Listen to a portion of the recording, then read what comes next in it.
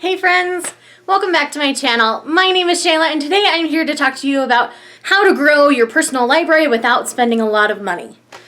Now, I know here on BookTube, a lot of people, you see massive amounts of books, and that's not even all the books that they own. So I wanted to talk to you guys a little bit about that because building your own personal library can be very, very daunting. So I wanted to talk a little bit about things to help you guys save some money in building your personal library. So the first thing I'm going to have you do is talk to your parents. Most of us grew up as readers, and sometimes those family books, you know, the rest of the family's not attached to a particular book and they'd be willing to give it to you because it's important to you and you love it and you've read it over and over and over and over and over again. So I would utilize that or other family members.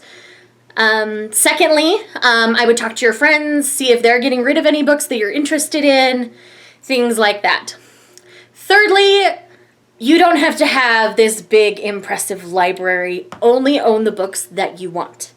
Don't buy a book just because everybody else is buying it. The times that I've done that, I've usually ended up regretting the purchase and then deciding to unhaul it later. So don't buy it just because everybody else is. Check it out from the library first. Make sure you like it before you purchase. Because then you know for 100% certain that it's something that you'll read again. There are books on my shelf that I've read once, maybe twice, and I probably won't read them again because my reading tastes have changed. But some of them I will hang on to for my future children, what have you. Next up, check out discounted bookstores. There's one near me called the Dollar Bookstore where I can go in. You know, the books aren't the prettiest or in the most perfect condition, but when it comes to a personal library, I don't know that that really matters. I know on BookTube you see everybody's pretty brand new books, but for me, that's not the most important thing when it comes to owning a book. It's the story inside. Like, I have Mistborn trilogy in their really ugly covers, but it's okay. The story inside is amazing, so it's worth it to me. Nextly, look at discounted online shopping. Amazon.com always has a new and used section where you can buy them cheaper. Sometimes they're Prime eligible and you'll only spend like $4 for a book instead of spending $15 for basically the exact same book. Because Amazon Prime doesn't support it unless it's in good condition, as far as I know. So anyway, that's something to look into. There's also bookoutlet.com and they have sales constantly going on.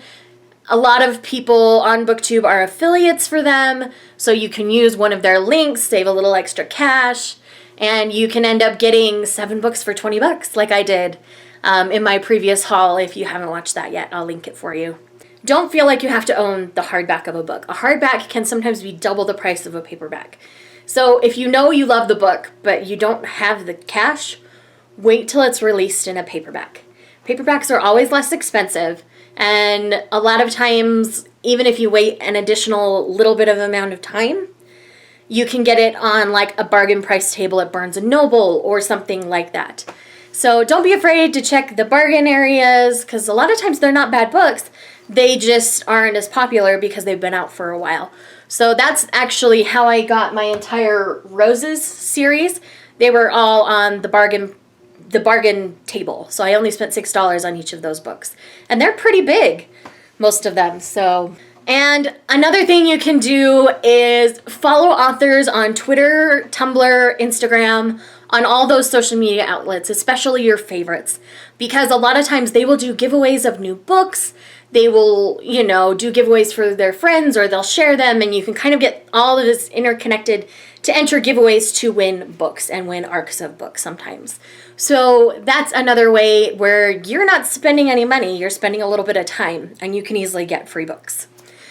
Another thing you can always do, if you have a channel or a blog or a really big Instagram account, you can always contact a publisher to see if they'd be willing to send you a copy of a book for review. It doesn't have to necessarily be an ARC, it can be something that's been out for a while, but they want to get a little more love and stuff on it.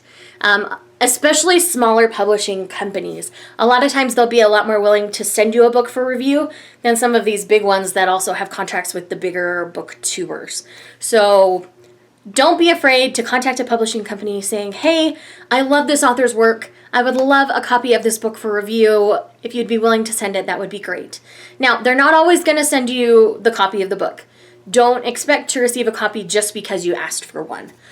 It's one of those things where publishers sometimes will get a certain number of books that they can send out, and once they're sent out, that's all they can send out.